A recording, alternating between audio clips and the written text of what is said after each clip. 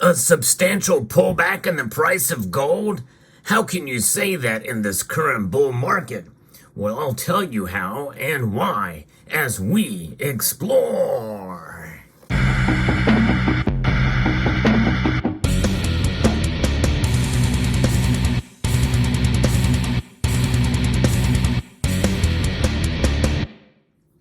For those of you who have been following my channel, you know that I made a prediction of gold rising in 2024, and I stand by that.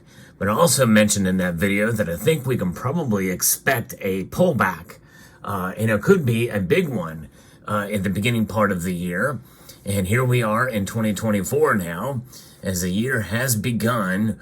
What is the calculus for gold's price in the coming month? Now, there are some who are saying that we may see a January bull run, a continued upwards momentum for gold, and it's quite possible. And in fact, most analysts tend to follow the trend line, and the trend line for gold is up. But first, we have to take a look and see why it got as high as it did anyway, in spite of everything that's going on, in spite of the Federal Reserve raising rates in the past year here. And what's going to happen now? Well, more than likely, in fact, most predict that the Federal Reserve is done with its rate hike cycle, and we're going to see rate cuts. But those aren't for a couple of months out, I think. I would be shocked and surprised if the Federal Reserve were to lower rates anytime between now and May. But if they do, well, all bets are off, and I think we're going to see gold climb. Some central banks, such as Israel, which is sort of an exception, have actually lowered by a quarter point, and others may do some easing or some rate cuts in the near future. But nonetheless, there are special circumstances there. Here in the United States, I think we're going to hold on strong. Now, what's happening here? The seasonal tailwind in January is arguably one of the strongest points that could be advocating for an extension higher. And I think that in a market where typically January is a little bit slow, this could be something that we could continue as a trend here. What would likely fuel that is going to be what has caused the price of gold to climb up as high as it has already. Because the rally that we are in right now has not been driven by most of the Western investors, but by central banks and Eastern buyers. You've heard me talk about that time and time again over the past 2 years, actually, if not more. And we know because the holdings in the primary tool of Western gold speculators is in the ETFs and paper trades. But that really has been largely unresponsive to a lot of the gold's rally, according to an analyst over at Seeking Alpha. And so that's the thing that we have to consider here as what has led to the point where we're at now. But what's going to happen from here on out? Well, I think that largely people are ignoring the holders of the paper gold, ETFs and exchange-traded products. So I think potentially we could see people cash in and profit from those gains that we've been seeing. You know, what happened on that Sunday night? There was a Sunday night, we did a market watch here, and we saw the price of gold shoot up to almost $2,150 an ounce before dropping back down below $2,000 an ounce very, very quickly. And a lot of it was profit taking, and others may have some other theories as to what happened there. But nonetheless, we have been in this bull market aside from that, climbing now up to record highs again, as we've seen the price of gold really get much closer to $2,100 again an ounce right before the end of the year. So sooner or later, something's got to give somewhere, and more than likely, some people will profit from the gains they've had in gold, which is why I think that though we are seeing central banks not let go of any of their gold, in fact, they may continue to buy it, I think we may see the price adjust downward and maybe even dramatically before it goes back up again. And which means that I think potentially we should be prepared and be ready for a dramatic pullback in the price of gold. Does that change the calculus? Does that change our strategy for gold? only if you are buying to take advantage of those dips. But the thing is it's one of those things where, as this analyst said, well, hey, if this thing does happen, well, then that means we've got a failure, a quadruple peak, quickly chalked up as this failure. If it doesn't get and stay above what this analyst says here, above $2,100 an ounce, it's essentially it goes there or it goes bust.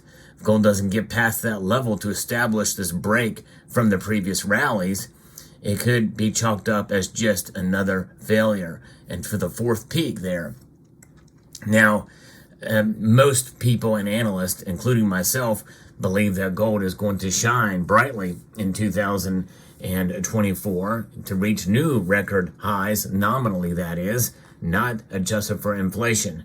In order to do that, gold would have to be over $3,000 an ounce, and most realistic expectations don't believe it's going to get there anytime soon.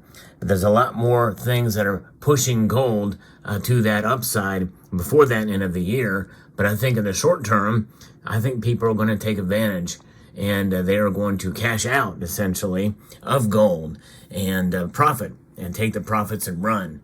And they may have to. Some may have to in order to make ends meet. Look, we still have heavy inflation on our hands. And, when you think about the percentage of above ground stocks of gold that are going to central banks, it's about 27% or so. And it may be a little bit more now, considering all the gold that's been added.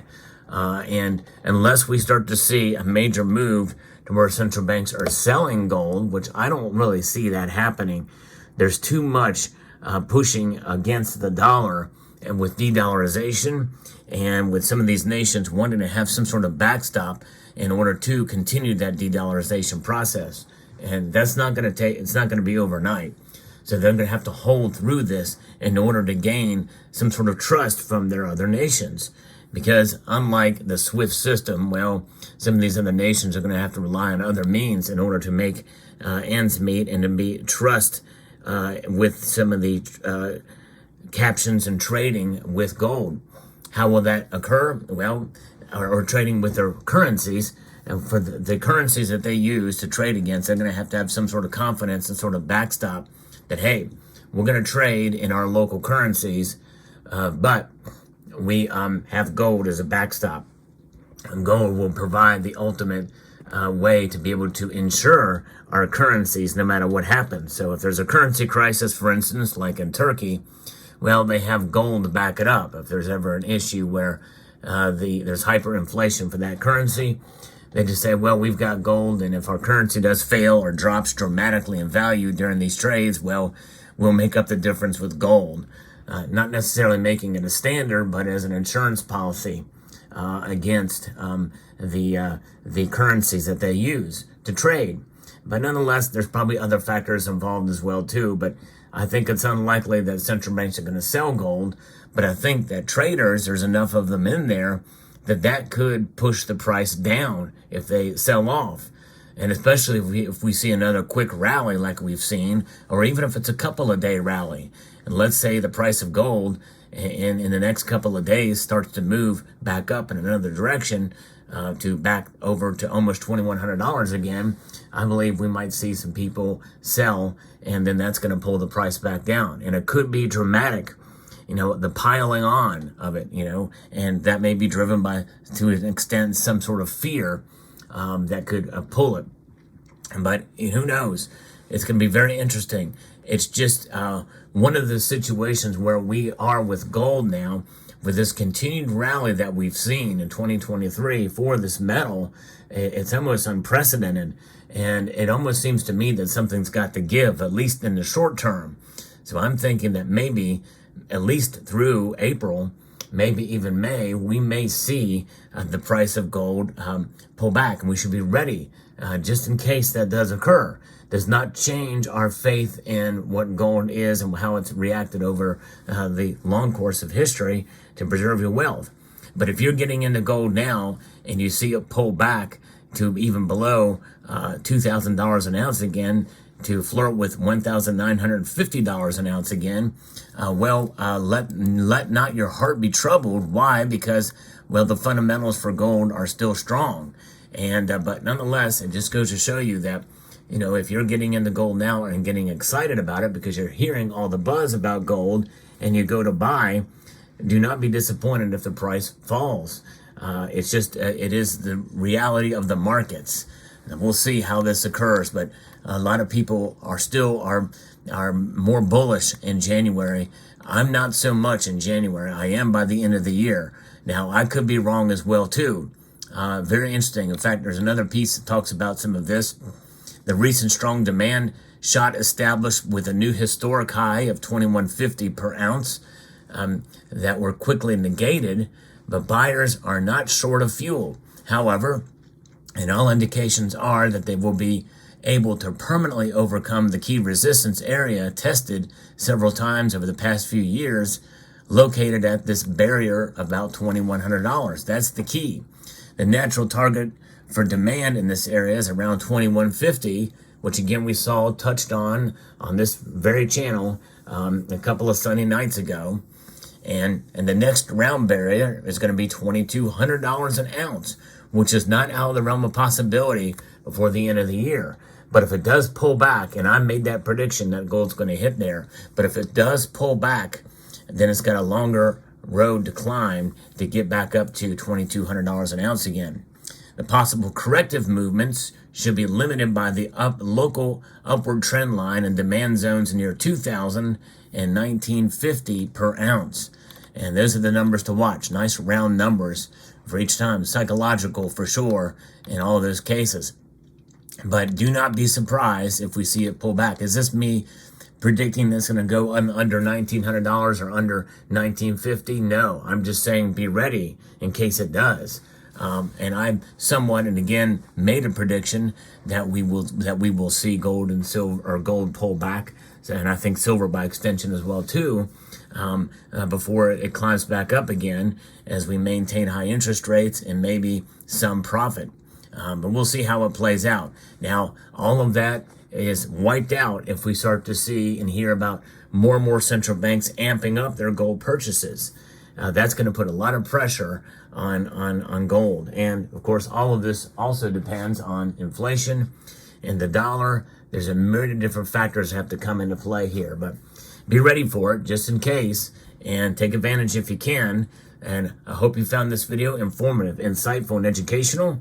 I would like to extend a multitude of gratitude to each and every one of you for taking the time to watch, and to encourage you to please rate, share, comment, and subscribe.